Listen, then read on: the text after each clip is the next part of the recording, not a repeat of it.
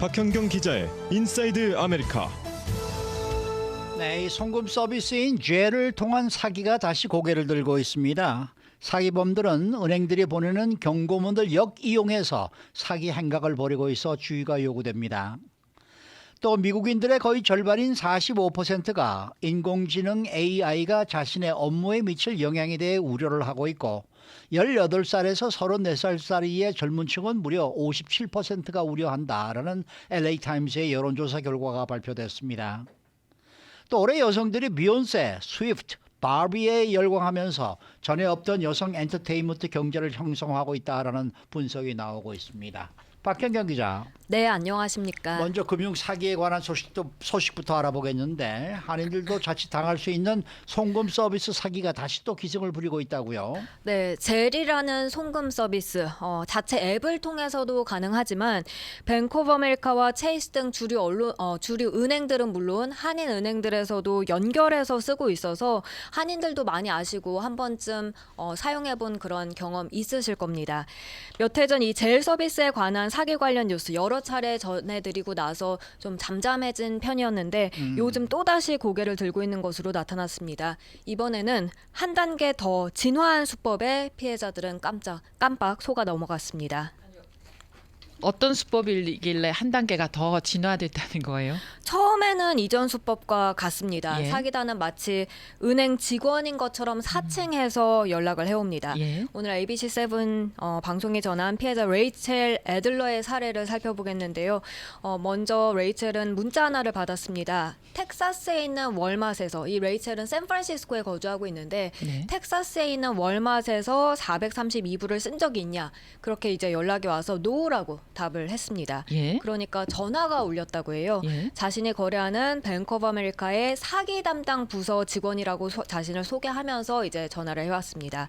매우 친절하고 또 교육도 잘 받은 것처럼 보였고 이 남성은 매우 차분하게 말했다고 하면서 지금 생각하면 더 소름 끼친다고 레이첼은 전했는데요. 이 남성, 방금 누군가가 은행 계좌에서 젤을 통해 돈을 빼냈다 말했습니다. 지금은 또 젤을 이용해 2,000불을 더 빼낸 게 보인다면서 본인이 한 게 맞냐라고 물었습니다. 그래서 레이첼은 자신이 한 게 아니다라고 했더니 이번엔 또 1,500불까지 나갔다면서 1,500불은 젤로 보낸 적이 없냐고 또 한 번 물었습니다. 네. 당연히 그 또한 아니라고 했고요.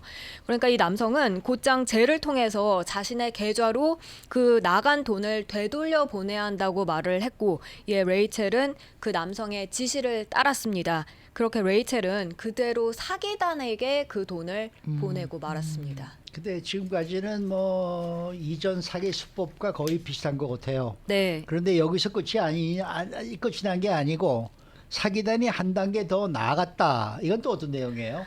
젤 사기가 성행하니까 이제 은행들이 관련 경고를 보내기 시작했었습니다. 예. 수상한 송금이 포착됐다면서 사기 경고를 이제 고객들에게 보낸 겁니다. 예. 레이첼에겐 근데 이게 소용이 없었습니다. 사기단은 이걸 알고 한 발 더 빠르게 움직였기 때문입니다. 예. 레이첼에게 전화한 그 남성은 송금하라고 이제 지시를 내리고 나서 이렇게 말했습니다. 뱅크 오브 아메리카에서 사기 경고가 올 텐데 그냥 무시하면 된다라고요. 우리가 수상한 송금을 발견했고 그건 어쩌면 사기일 수 있다, 이런 내용의 문자 메시지를 받게 될 텐데 전혀 걱정할 필요 없다. 지금 이 전화 통화로 그 문제를 해결하는 것이라면서 사기범은 레이첼을 안심시켰습니다. 그러면은 실제로 레이첼이요, 뱅크 오브 아메리카로부터 진짜 이런 경고를 받긴 받았어요? 네, 받았습니다. 이번엔 진짜 뱅크 오브 아메리카에서 연락이 온 겁니다. 예. 레이첼 휴대전화로 우리는 수상한 송금을 발견했다라고 그 사기범이 말한 그대로 왔습니다. 예. 그래서 레이첼은 그 남성이 말한 대로 그걸 무시했고요. 예. 그러자 이번엔 또 문자로 조심하라라고 하면서 그래도 이 절차를 진행하길 원하냐라고 물었는데 그 레이첼은 yes, 그렇게 하겠다고 답했고요. 결국 레이첼은 5,500불 사기단에게 송금해버리는 피해를 입고 말았습니다. 뛰는 사람 위에 나는 사람이 있다더니 참 그러게 말입니다. 사기단들은 참 대단해요. 네. 뱅크 오브 아메리카는 이번 사건과 관련해 어떤 입장을 밝혔어요? 네, 뱅크 오브 아메리카는 고객들에게 본인 또는 다른 사람들 누구한테도 돈을 보내라고 절대 하지 않는다고 강조했습니다. 네.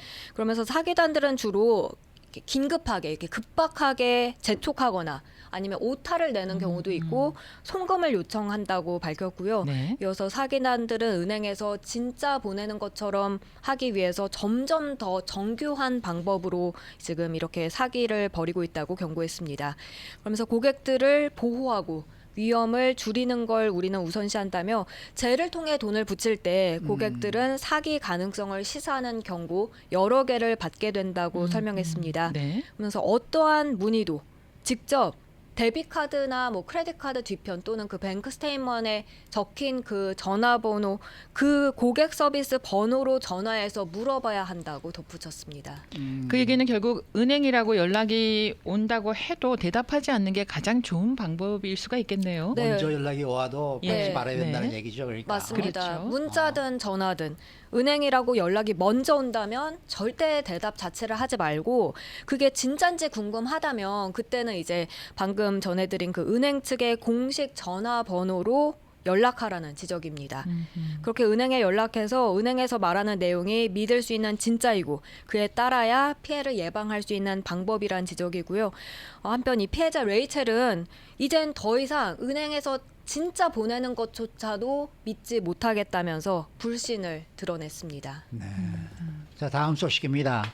인공지능 AI의 일자리를 빼앗길까 걱정하는 것은 배우와 작가들만이 아니다. 이 LA 타임스 얘긴데요. 네, 파업 벌이고 있는 작가, 배우들뿐만 아니라 많은 미국인들이 걱정하는 것으로 나타났습니다.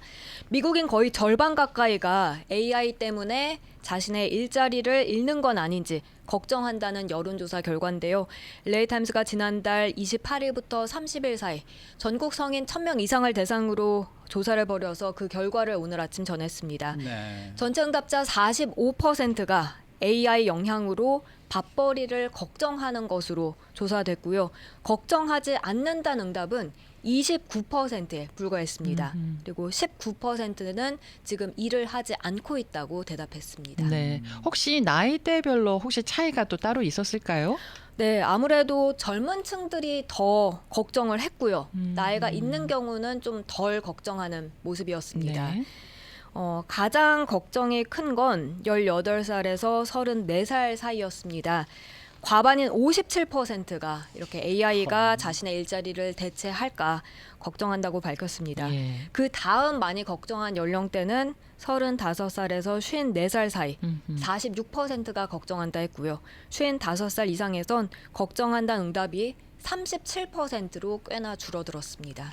그렇지만은 걱정하지 않는다라는 응답에서는 나이가 들을수록 더 많아진 것은 아니다. 이건 또 무슨 수치입니까? 걱정하지 않는다는 응답률은 지금 보면 18살에서 34살 사이는 29%고요. 35살에서 54살 사이는 34%. 근데 55살 이상으로 올라가면 이게 다시 25%로 줄어듭니다. 그러니까 나이가 많아진다고 걱정하지 않는다는 비율이 더 많은 것은 아니었는데요. 어허. 이게 딴 게 아니라 55살 이상에서 일하지 않는다는 응답이 그만큼 많이 나왔기 때문으로 보입니다. 네. 55살 이상에선 34%가 일을 하지 않고 있다고 밝혔습니다. 그리고 이번 조사에서 AI가 만들어낸 컨텐츠의 표시가라는 거에 대해서 얼마나 지지하는지도 알아봤다고 하는데 그 결과는 어떻습니까? 네, 전체 73% 대다수가 지지했습니다. 아, 네. 연령대별로는 나이 들수록 지지율이 더 높아졌는데요. 18살에서 34살 사이는 63%가 레이블을 꼭 붙여야 한다라고 했고 35살에서 53살 사이는 71%. 근데 이제 55살 이상으로 가면 이게 80%나 이렇게 AI 컨텐츠의 표식을 규정화시켜야 한다고 지지했습니다. 예. 그리고 전체적으로 55%는요, AI에 대한 정부 규제를 지지한다고 밝힌 반면 그렇지 않다고 답한 응답은 26%에 그쳐서 정부 규제를 더 지지하는 것으로 나타났습니다. 지진에 관한 뉴스는 항상 AI가 만들어서 보도를 하는데 그걸 보면은 이게 AI가 만들었다라는 걸 정식으로 표기를 하더라고요. 네, 그렇죠? 그렇죠. 네. 네.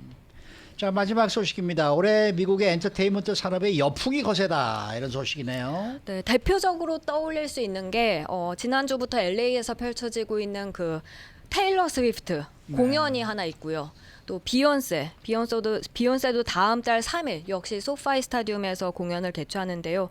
이들은 공연 가는 곳마다 지역 경제가 들썩일 정도로 성공적인 행보를 펼치고 있죠.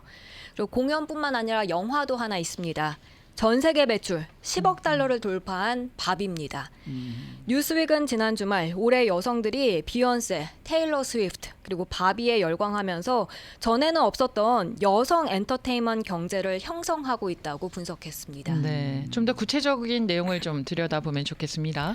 네, 테일러 스위프트는 최근 에라스 투어로 미 전역에서 공연 펼치면서 엄청난 경제 효과 지금 일으키고 있죠. 네. 연방준비은행 같은 경우 테일러 스위프트가 주요 도시에서 공연할 때마다 해당 지역의 그 경제 판도가 바뀐다는 내용의 보고서까지 내기도 했습니다. 그리고 월스트리트저널은 이런 영향력을 두고 테일러너믹스라는 별명까지 대단합니다. 네. 붙였습니다.